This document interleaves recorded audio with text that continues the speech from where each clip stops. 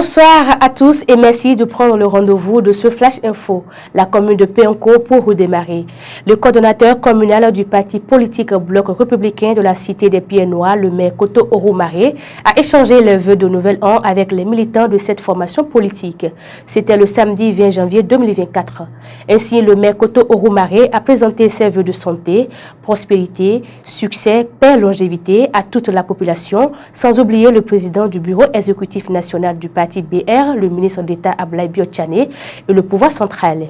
Le coordonnateur communal a, au nom des populations de la commune de Péanco, remercié et félicité le chef de l'État Patrice Talon et tous les membres de son gouvernement pour les grands chantiers en cours au profit des populations de la commune de Péanco.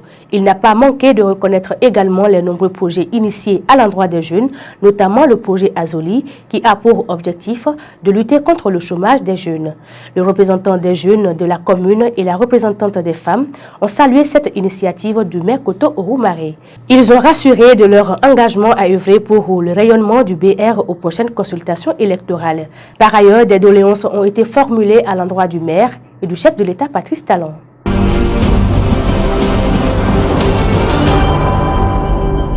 Les responsables du bureau politique du parti Bloc républicain étaient face à leurs militants de la 7e circonscription électorale le samedi 20 janvier 2024 à Inan dans la commune de Bembereke.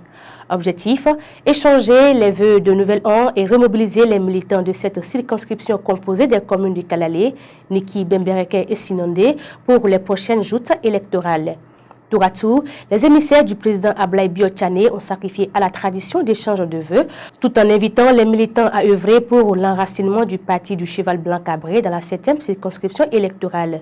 À leur tour, les militants ont salué la démarche des responsables du BR avant de lister leurs préoccupations allant dans le sens de leurs conditions de vie et de travail. Ils ont par ailleurs réaffirmé leur engagement à maintenir le cap du militantisme.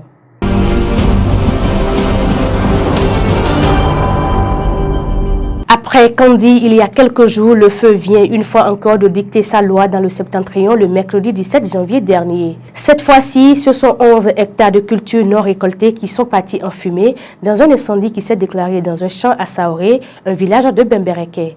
À s'en tenir aux informations des confrères de Nonsina FM, les flammes ont consumé 9 hectares de maïs et 2 hectares de riz. L'origine de l'incendie dévastateur reste toujours une énigme pour les producteurs qui n'ont eu que leurs yeux pour pleurer. Il faut le dire, en cette saison sèche, les feux de brousse sont récurrents, surtout avec les populations qui font de la chasse à la battue.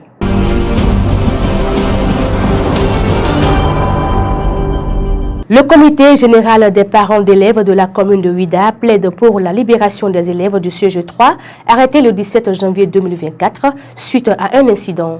Soucieux de l'avenir de ces élèves, les parents ont plaidé leur libération provisoire afin qu'ils puissent composer les devoirs surveillés qui ont démarré ce lundi 22 janvier 2024.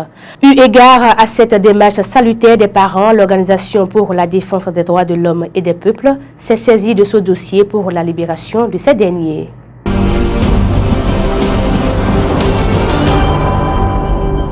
La ministre du Numérique et de la Digitalisation, Aurélie Adamsoulé-Zoumarou, a effectué une visite stratégique auprès des 2 opérateurs GSM le 18 janvier 2024. Il s'agit de Move Africa Bénin et MTN Bénin. L'objectif est d'échanger sur les résultats expérimentaux du déploiement du service 5G au Bénin. Au cours de cette rencontre, Aurélie Adamsoulé-Zoumarou a fait savoir que la 5G est loin d'être seulement une innovation technologique, mais plutôt un moteur d'innovation qui peut créer des opportunités économiques significatives. C'est pourquoi elle a trouvé très important d'encourager une collaboration étroite entre le gouvernement et les opérateurs dans le but d'exploiter pleinement le potentiel de la 5G dans le développement d'applications novatrices et de solutions très intelligentes.